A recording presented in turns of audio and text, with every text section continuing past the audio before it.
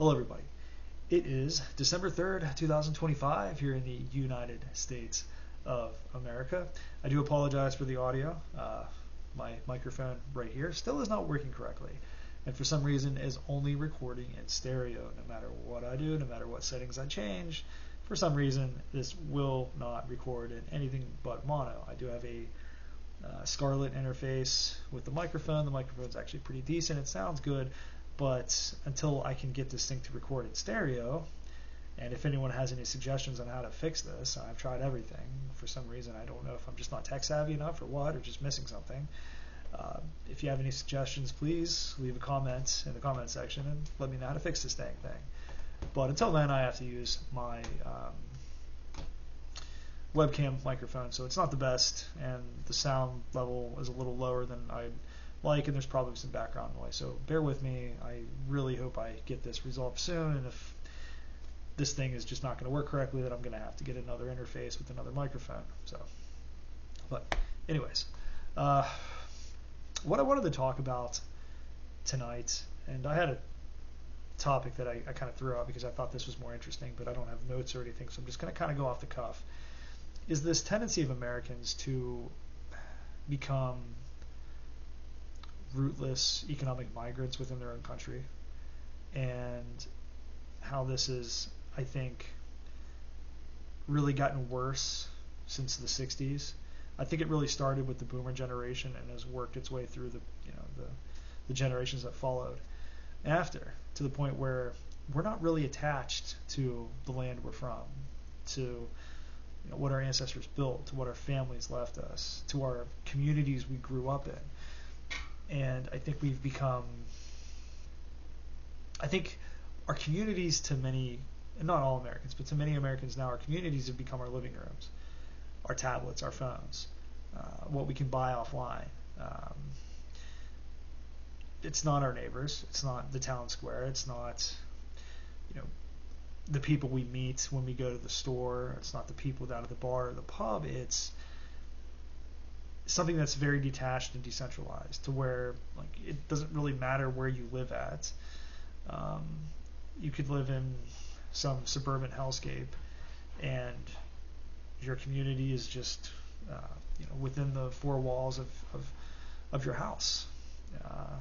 You have everything you want there. You can just DoorDash. You can have stuff brought to your house. You can talk to whoever you want to on social media. You can sit and watch YouTube all day. You can do all your shopping online. Why leave? Why go anywhere?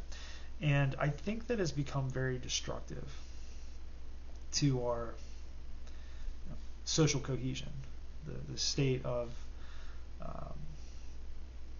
our nation's social fabric. And it doesn't really seem like a big thing at ground level, but when you zoom out and you actually look at the effects that it's had across American society, and not all of this, I think kind of what goes hand in hand with this is like the death of the town square, the death of the small commercial areas within local communities, and the rise of major corporations like Walmart, Dollar General, these places that have centralized locations in these giant these box stores, where it has pulled life away from these small towns, to where there's no barber shop, there's no doctor's office, there's no grocery store. Everything's located 10-15 minutes up the road at the Walmart and the Dollar General. That's where you go to get everything. Well, there's no community there. Nobody built these stores. They're not owned by anybody local. They're owned by some major corporation. And I think I think you had two things kind of happening simultaneously. You had sort of the attitude adopted by the boomers in the 60s, where it's me. I live for gratification. I live for the things that I can buy. I'm just here to have a good time. I'm here to have fun.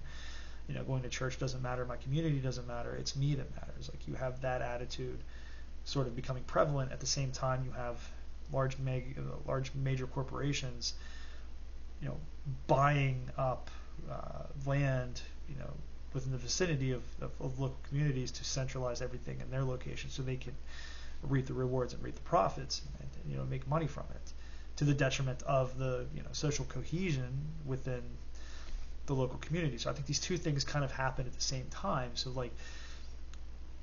it's not being fought by the boomers, and I think they're just reinforcing it. And because they're reinforcing it, it's making this business model more viable. And both things sort of happened at the same time. And then, unfortunately, the values of many boomers, and I'm not trying to pick on boomers. I'm really not. I'm not one of those people that blame everything on boomers. Certainly not. But that attitude they have, towards life definitely rubbed off on their kids and their grandkids. They're not passing things down like they used to. It's, well, you didn't earn this, so you don't get it. Homes aren't being passed down, properties aren't being passed down, businesses aren't being passed down. It's, well, I'm selling this off and making the money that I want out of it, and then buying my vacation home in Florida. So I just like I said, I think it's a combination of things all happening simultaneously. And then you got to my generation and younger, where I think people just say, what's the point? They don't feel any desire to be attached to where they're from, to put roots where they're at. It's, well, I want to live somewhere where there's more things going on. There's more nightclubs. There's more fun to be had. So I want to move there. I want to move someplace where it's warmer. It's this grass is greener syndrome across the country. I want to go where life is more convenient for me. I don't care about this town. I don't care about this place.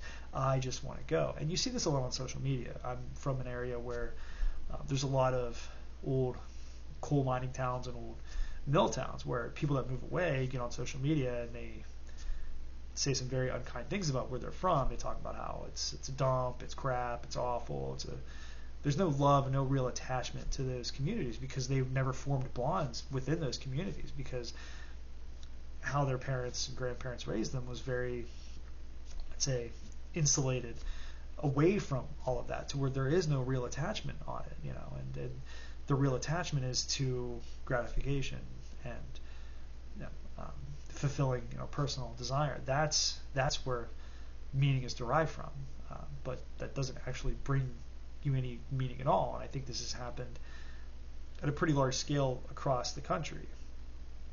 Now, I'm not saying everyone is like this. I think many people are still proud to be from their region or their state. People used to be very attached to their state. Their state was part of their identity. I'm a Virginian. I'm from Tennessee. I'm from West Virginia. I'm from Ohio. There's many people that are still like that take pride in that. But I think more Americans don't really see an issue with just moving to a different state. To them, it's like, well, it's the same country. Who cares? You have this massive amount of people leaving California for Texas or leaving New York for Florida. Please don't move to Appalachia. For the love of God, stay away. But because, again, it's just, well, the state's become too inconvenient for me, so I can just leave. I can go somewhere else where life is more convenient, and to really paying no mind to the cultural differences of those regions. I can bring my preferences to that place, and I expect that place to bend to my preferences, including with political preferences. So it's causing a lot of friction between people that want to keep things the way they are, and these outsiders that move in from their regions, and they want to bring what they value and their political values and whatnot into these areas, and it's causing a lot of animosity from people that are native to Florida or like Texas or what have you. And I think you're just kind of seeing this all around the country. When one region gets bad, or there's laws or measures passed that people don't like, they just go somewhere else. They leave everything behind they've ever grown up with, and they go. They leave. They go somewhere else. And I think it's very unfortunate that this is the state of our culture. We don't have an identity. We don't have anything to be proud of. We don't have any attachment to our ancestors, to our families, to our family history. Most people don't even know their family history.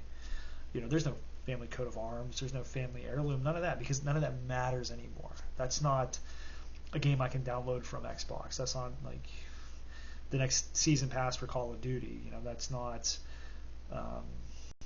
this cool car or truck I could buy. It doesn't mean anything. I don't derive, many Americans don't derive anything from that. And maybe some people don't think that's a big deal, but then what you're talking about here is the cutting of social bonds and the isolation of people away from things that humans have valued throughout history, that have always been very important parts to social cohesion. And I think that's one of the reasons across the West things are the way they are. We've become these rootless consumers, these rootless economic migrants, where we're not fighting for anything. We're not fighting to preserve anything, because those things don't matter. We're not having children because who cares about the next generation? Who cares about taking the time to raise kids? I want to be gratified. I want an easy life.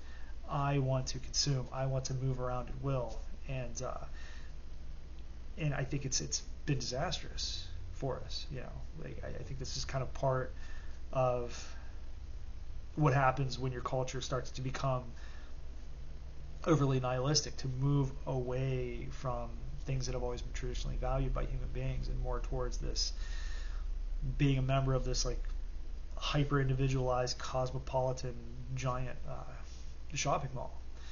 And I think that's a trend that's going to slowly start reversing as people, especially younger people, find less and less value in those things. I know as like once I reached my early 30s, I think it finally dawned on me, when I moved to my hometown, bought a house here, that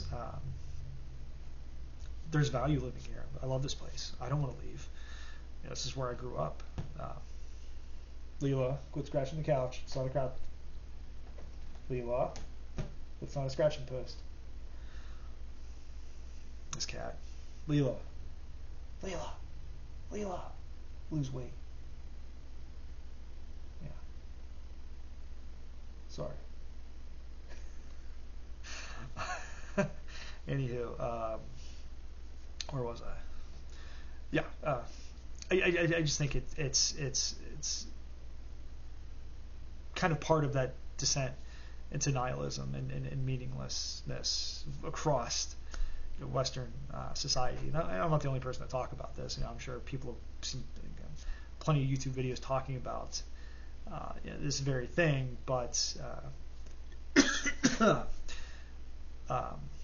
I do think if things are to improve across Western civilization, specifically the United States, because that's where I live at, I think people need to find those old ties again, become attached to those things, get involved locally, realize that those things actually matter, find value again in your roots, your ancestors, the land that you've been on for most of your life, or maybe find a place close to where you grew up, at least within the same region, but build something that lasts, establish something, build a family. Don't just make your life a matter of, well, there's a better job one state over, so I'm going to go do that, or it's warmer over there. Like every place has their own drawbacks, and you move to some place where you think it's going to be like the weather's nicer, or like the people are cooler, and then everything's just more expensive anyways, and then it's too hot. I don't know. Every place has its plus sides and drawbacks. I live in Appalachia, and there's a lot I love about living in Appalachia, and there's a lot that might be inconvenient or aggravating sometimes, but again, like that's just anywhere you live at it. And I think what's more important is staying rooted, staying grounded, being a part of something, not just jumping from place to place to make money. Anyways, that's really all I wanted to talk about in this video tonight. Wasn't really anything political. I think I'm going to actually start doing more videos on topics like this, because it seems like they actually do better in the algorithm. Like the last video I did on the Russia-Ukraine war got like 11 views. The algorithm, it didn't even touch the algorithm. And I've noticed every time I've done a video about the Russia-Ukraine war, the politics surrounding it, or just what I think that the leaders of both countries should do, it's like nobody watches it. I'm assuming because YouTube doesn't really like to promote those videos unless you're really ardently for one particular side. So I think I'm actually going to start doing more stuff like this. I still like to do the analysis videos, but also like social commentary is fun too. And if these do better in the algorithm, then I enjoy doing them, so why not? But anyways, if you enjoyed this video, give me drop a like, subscribe, share this video with your friends, and I will be back Saturday with another video. Have a good one.